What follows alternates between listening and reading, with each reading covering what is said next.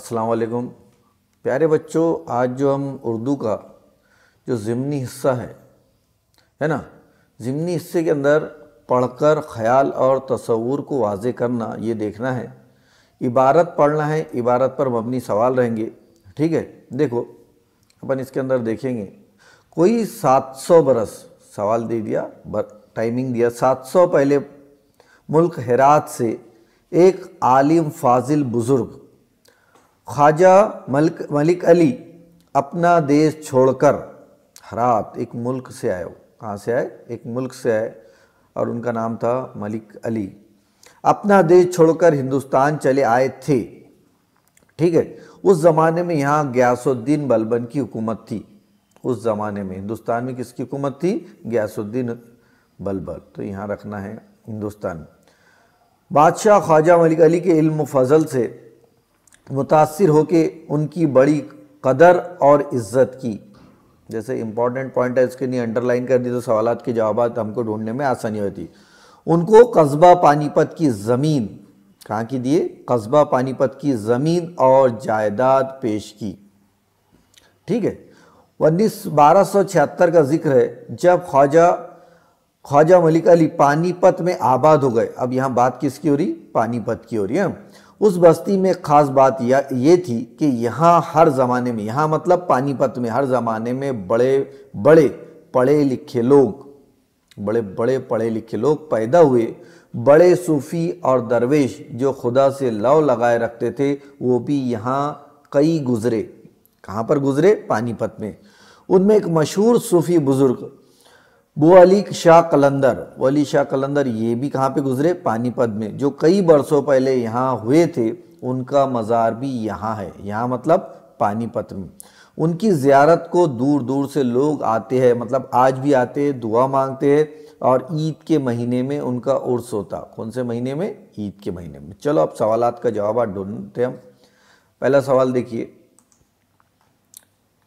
पहला सवाल आपको बताना है, पहले सवाल का जवाब क्या रहेगा। ठीक है, अब मैं इसको साफ कर लेता हूं। अब आपको सवालात के जवाब देना है। पहला सवाल देखिए, यह है कि जो हिरात है किस आलिम का मुल्क था? किस मुल्क, कौन से आलिम का मुल्क था? बोलिए आप। तो आपको मालूम है हिरात जो है ना। अभी हिरात से कौन आए थे? इसको देखिए, इसको थोड़ा सा मैं नीचे कर देता हूं, तो ताकि आपको पैराग्राफ जो है एकदम क्लियर दिखे और हमको सवालात के जवाब देने में भी आसानी हो। अब बोलिए, हिरात कौन से? ख्वाजा मलिक अली या मुल्क अली। तो ये हिरात जो है ख्वाजा का मुल्क था। तो यहाँ अपन टिक करेंगे और ये ऑप्शन नंबर 4 जो रहेगा ये सही आंसर रहेगा। पानीपत के लोगों की खास बात क्या थी? अपन ने अभी देखे कि पानीपत के लोग क्या थे? बड़े पढ़े लिखे थे, है ना। पढ़े लिखे थे मतलब तालीम याफ्ता थे। पढ़े लिखे का मतलब क्या होता? तालीम याफ्ता। तो यहाँ लिख दिया अपन ने, तालीम याफ्ता थे। ठीक है, वली शाह कलंदर का मज़ार कहाँ वाक़ है? यहाँ मतलब अपन ने तभी देखे कि यहाँ सबकी सब बात क्या की हो रही थी? पानीपत की। हेरात में वाक़ है क्या? नहीं। पानीपत में वाक़ है क्या? नहीं। केरला में वाक़ है क्या? नहीं। दिल्ली में वाक़ है क्या? नहीं। तो यहाँ बात सिर्फ क्या की हो रही थी? पानीपत की। तो जवाब आ जाएगा इसका पानीपत। एकदम आसान है बेटा। ऑप्शन नंबर 2, ऑप्शन नंबर 1, इस तरीके से 2 सवाल के जवाब रहेंगे। ठीक है, अब अपन आगे बढ़ते। अब ये आगे बढ़कर देखना है अपने को। यहाँ पर भी आपको सवालात के जवाब देना है। यहाँ पर देखो, मुकर्रम धूप में खेल रहा था। कहाँ खेल रहा था? धूप में। कौन खेल रहा था? मुकर्रम। उसके हाथ में एक आतिशी शीशा और दूसरे हाथ में कागज़ का टुकड़ा था। मुकर्रम ने आतिशी शीशे को कागज़ के ऊपर धूप में इस तरह, देखो ये समझ लो, ये आतिशी की शीशा है और ये कागज़ है और धूप से आने वाली शुआएं, इस तरीके से उसने पकड़ा कि शीशे पर आने वाली शुआएं मरकूज़ होकर शीशे के दूसरी जानिब कागज़ पर सिर्फ एक नुक्ते पर पड़ रही थी। थोड़ी देर बाद कागज़ से धुआं निकला और फिर कागज़ जलने लगा। आपने भी देखे और आपने भी करे। दरअसल सूरज की शुआओं में हरारत होती है। शुआओं में क्या रहती? हरारत होती है। इस हरारत को जमा किया गया तो इसकी तवानाई में इजाफा हो गया। सूरज की इसी तवानाई को शमसी तवानाई कहते हैं। शमसी तवानाई। अब तो शमसी तवानाई का इस्तेमाल शहरों के अलावा गांव देहातों में भी होने लगा है। इससे बल्ब रोशन किए जाते हैं, रेडियो टीवी चलाए जा सकते हैं।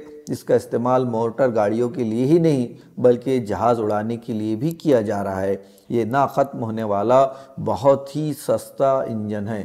ये ना ख़त्म होने वाला बहुत ही सस्ता इंजन है। देखो ईंधन है। पहला, मुकर्रब ने कागज़ को कैसे जलाया? दिया सलाई से। दिया सलाई का तो नाम ही नहीं है इसके अंदर। चकमक से, उसका भी नाम नहीं है। फूंक मारकर, ये सबक में इसका भी जिक्र नहीं है। शमसी तवानाई से, शमसी तवानाई के बारे में पढ़े अपन ने, तो जाहिर सी बात है कैसे जलाया? शमसी तवानाई से। धूप मरकूज होकर कौन सी शक्ल इख्तियार कर चुकी थी? जैसा ये उसने ये जलाया था, ये उसका शीशा था। अभी सूरज की शुआएं यहाँ पर आई और आकर क्या हुई? एक ही नुक्ते पर मरकूज हो गई ऐसी। तो काय पर मरकूज हुई? नुक्ते पर, है ना, नुक्ते पर मरकूज हुई। तो अपन ने देखे कि क्या हुई, ये देखो अंडरलाइन कर रहे थे अपन ने। एक तो खत, मुहित, नुक्ता, मुसल्लस, इसका तो नाम ही नहीं पड़े अपन ने। नाम आया पूरे पैराग्राफ में, किसका आया? नुक्ते का। तो इसलिए इसका जवाब आएगा नुक्ता। ठीक है। शमसी तवानाई बहुत ही खाली जगह ईंधन है। सस्ता, सस्ते का नाम सुने अपन ने, किफ़ायती का तो नाम ही नहीं आया।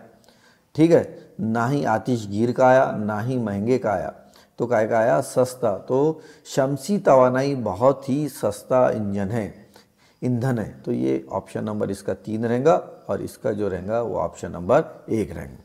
इस तरीके से अपन बाकी और बहुत से इबारतें नीचे देखने वाले हैं जो अगले अलग अलग साल पेपर में आए। फिलहाल के लिए इतने ही। अल्लाह हाफिज़।